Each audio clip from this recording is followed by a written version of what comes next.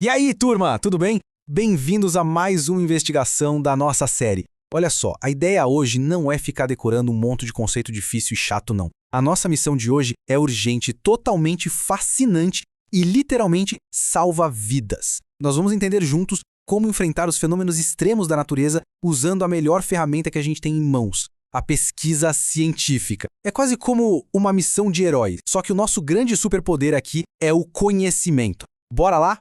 Para a gente já entrar no clima, dá uma olhada na adrenalina dessa cena. Um pesquisador fugindo de jipe, com um vulcão gigantesco entrando em erupção bem atrás dele, cuspindo fumaça e cinzas para todo lado.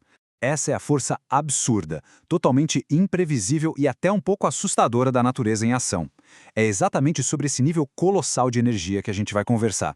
Essa nossa análise vai ser um verdadeiro manual prático para entender como a ciência age de frente com essas forças gigantescas e como qualquer um, mesmo ainda na escola, já pode começar a fazer uma baita diferença. Parte 1. As forças da natureza. Bom, para começar a ajudar na prática, a gente precisa primeiro conhecer muito bem os nossos antagonistas, né? Com que exatamente a gente está lidando quando fala de forças da natureza. O primeiro passo é entender o que a gente chama de desastres extremos. Não estamos falando de uma chuvinha de fim de tarde ou um dia super quente de verão, tá? São fenômenos naturais que causam impactos gigantescos na sociedade. Imagina só, cidades inteiras parando, escolas fechadas por semanas, falta de energia geral, coisas que viram a rotina de milhares de pessoas de pernas pro ar. A gente precisa entender o peso real disso porque são eventos que transformam a realidade de muita gente.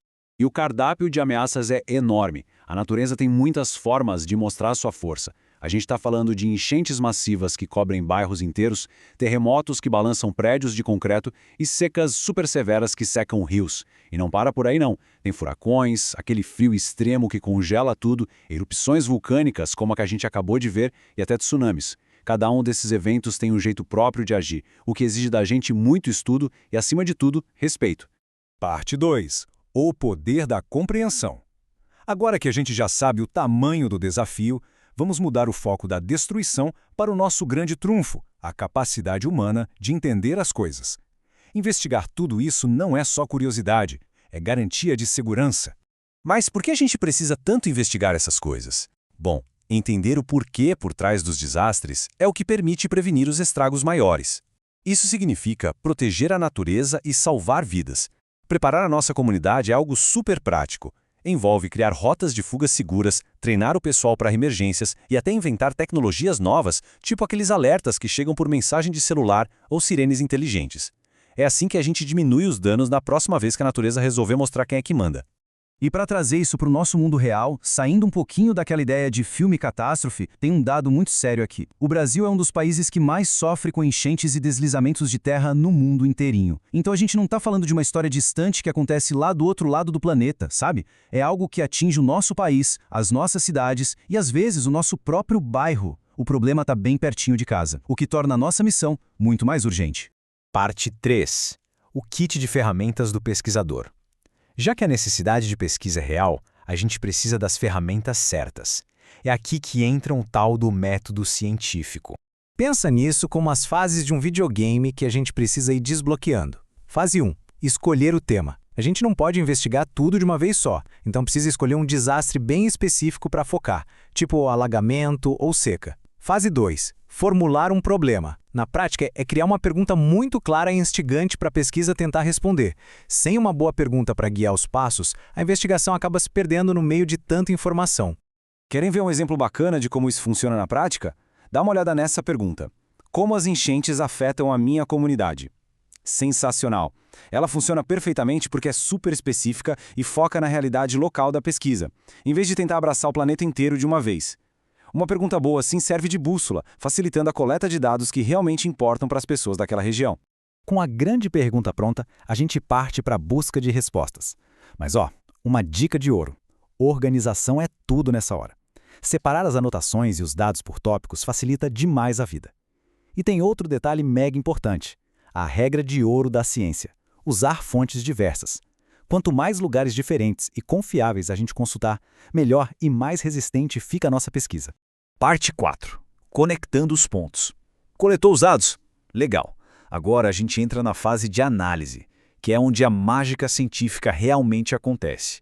Analisar dados não é só pegar um monte de informação, jogar numa pasta e esquecer lá. A gente tem que entender o que tudo isso significa.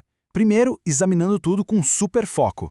Depois, vem o trabalho de detetive, procurar padrões e tendências escondidas ali no meio dos números. A gente vai conectando as ideias para conseguir enxergar o quadro completo e, por fim, compara as descobertas. E claro, sempre questionando os próprios dados para ver se fazem sentido de verdade. E só para ter uma noção de como a gente evolui fazendo isso, reparem nesse gráfico aqui. Ele mostra bem a diferença de habilidades entre quem está começando, ali na linha azul mais encolhida no centro, e quem já é mais experiente, na linha verde que expande quase até a borda.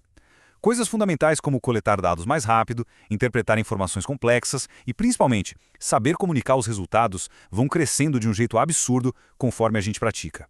É literalmente subir de nível na vida real.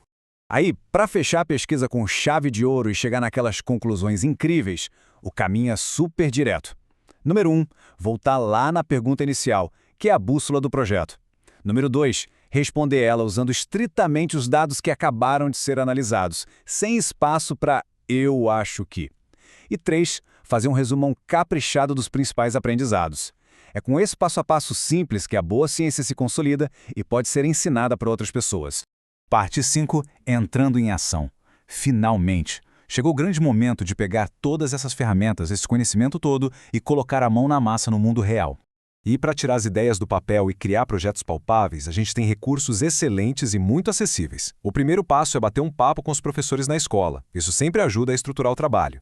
Além disso, usar painéis oficiais, tipo o site do CEMADEM, que monitora e emite alertas para o país todo, ou buscar dados na Defesa Civil, é super importante. Com essas informações na mão, dá para criar projetos sensacionais na escola mesmo. Por exemplo, montar um mapa das áreas de risco do bairro, fazer uma maquete mostrando caminhos seguros para fugir da água, ou até criar um grupo de mensagens para simular alertas de tempestades perigosas para os colegas e familiares.